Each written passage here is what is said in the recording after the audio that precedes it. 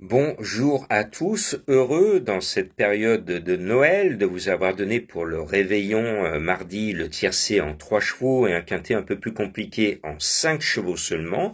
Ce jeudi le tiercé, donc j'en suis heureux. Et mon Tilila n'est pas à l'arrivée, mais je voudrais rappeler à nos grands jockeys que un célèbre entraîneur, c'est vieux autrefois, avait dit on peut rendre du poids, mais on ne rend pas de la distance. Et donc à tous ces jockeys qui ont un favori dans les mains, dans les fameux quintets de galop, qui se tiennent dernier, volontairement, dernier du peloton, et qui entrent dernier dans la dernière ligne droite et qui hésitent entre aller à l'extérieur et d'aller à la corde. Le temps qu'on hésite, la course est râpée. Et donc, le Tilila n'a pas mouillé la casaque et j'espère que la prochaine fois, le jockey sera mieux inspiré parce que, et oui, on ne revient pas quand on se tient dernier. Il faut prendre un bon départ, essayer de se tenir le plus près possible. Bon, les jockeys savent leur métier, c'est pas moi qui vais leur apprendre. Point de suspension. Maintenant, ce vendredi, attention danger, c'est un vendredi qui peut être piège. Donc, pour moi, le 12, Beautiful Day est mon favori, mais net. Ce n'est pas un coup sûr, mais pour moi, j'ai l'impression que ce 12 devrait fournir le gagnant de cette épreuve. Je l'estime énormément. C'est un Gaucha d'Oro mené par Benjamin Rochard. C'est une petite bombe de vitesse régulier. Pour moi, le cheval, il va gagner. Pour moi, le cheval va gagner. Maintenant, il n'y a pas de coup sûr aux courses et surtout pas un vendredi de Black Friday. Je lui oppose un cheval que j'aime bien, qui m'avait surpris à l'entame du meeting, le 4 GK Justus.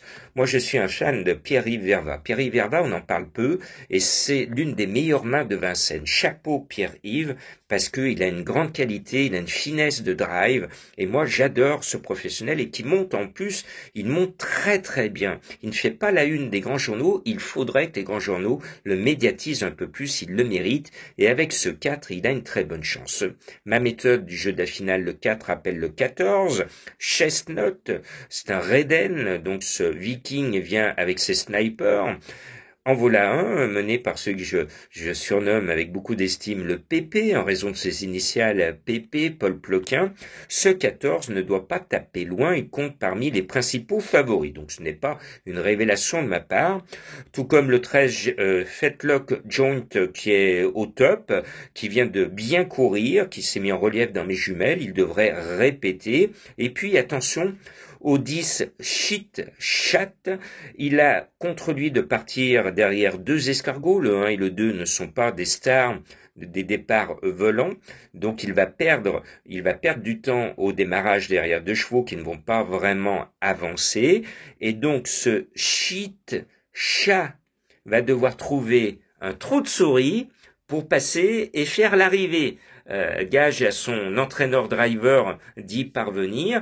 Il est favori, attention danger, parce que il est dans une position piège.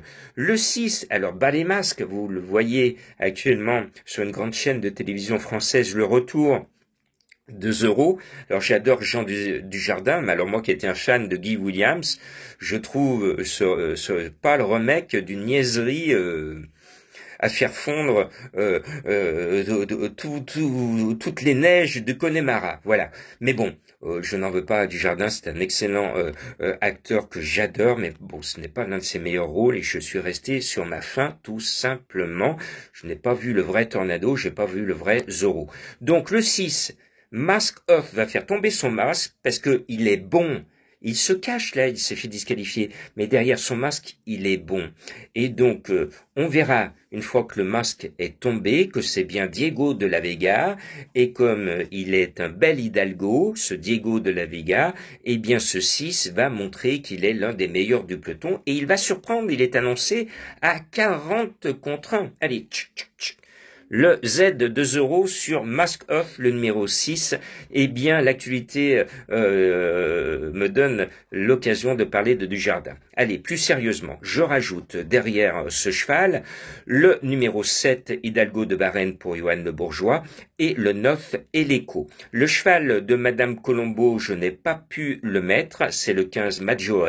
C'est un cheval suisse qui peut créer la surprise. 12, 4, 14, 13, 10, 6, 7, 9, indice de confiance 2 sur 5, car c'est compliqué les vendredis. Allez, bonne fête à vous!